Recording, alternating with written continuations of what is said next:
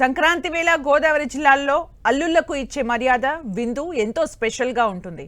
ఆ సంప్రదాయం ఇప్పుడు గుంటూరు జిల్లాకు పాకింది. తెనాలిలో మొదటి సంక్రాంతికి వచ్చిన అల్లుడికి ఏకంగా 130 రకాల పిండి వంటలతో అదిరిపోయే విందు ఏర్పాటు చేశారు.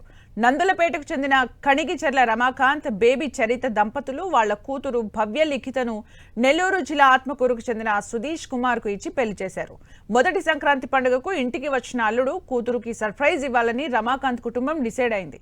అనుకున్నదే తడవుగా కుటుంబ సభ్యులంతా కలిసి 130 రకాల వంటలను సిద్ధం చేశారు. అల్లుడు కూతురు ఇవాళ ఇంటికి రాగానే ఆ పిండి వంటలన్నింటినీ అరటి ఆకులో పెట్టి సిద్ధంగా ఉంచారు. వాటిని చూసి అల్లుడు కూతుళ్ళు ఎంతో మురిసిపోయారు. అత్తామామలు చూపించిన మర్యాదకు కొత్త అల్లుడు ఫిదా అయిపోయాడు. ఇన్ని రకాల వంటలతో సర్ప్రైజ్ చేసిన అత్తామామ ఫ్యామిలీకి కొత్త అల్లుడు కృతజ్ఞతలు తెలిపాడు.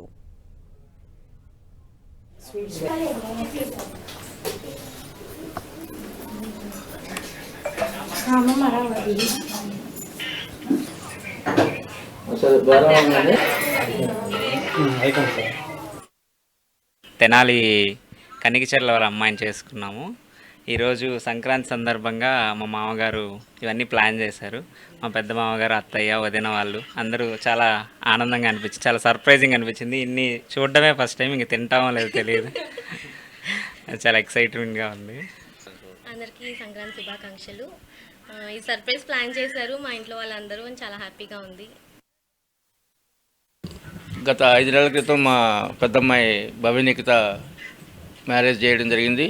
ఫస్ట్ టైం సంక్రాంతికి మా అల్లుడు సుధీష్ కుమార్ గారు రావడం, వారికి ఏదైనా సరే మనం సర్ప్రైజ్ చేయాలి అనే ఒక ఉద్దేశంతో ఈరోజు మా అన్నగారు, మా పెద్దమ్మాయి కీర్తి కానివ్వండి, వాళ్ళ హస్బెండ్ ప్రసాద్ గారు, వీళ్ళందరూ కూడా, మా వదిన, వీళ్ళందరూ కూడా చాలా కోఆపరేషన్తో మంచిగా వాళ్ళందరికీ సర్ప్రైజ్ చేద్దాం మనం అని చెప్పేసి ఇన్ని రకాల పిండి వంటలు 126 మినిమం తగ్గకుండా పైనే ఉంటాయి. అన్ని రకాల పిండి వంటలు తయారు చేసి ఈ రోజున వాళ్ళకి సర్ప్రైజ్ చేద్దామనే ఉద్దేశంతో చేయడం జరిగింది. వాళ్ళు ఎంతో సుఖ సంతోషాలతో వర్ధిల్లాలని చెప్పేసి ఆశిస్తూ అందరికీ సంక్రాంతి శుభాకాంక్షలు తెలియజేయడం జరుగుతుంది.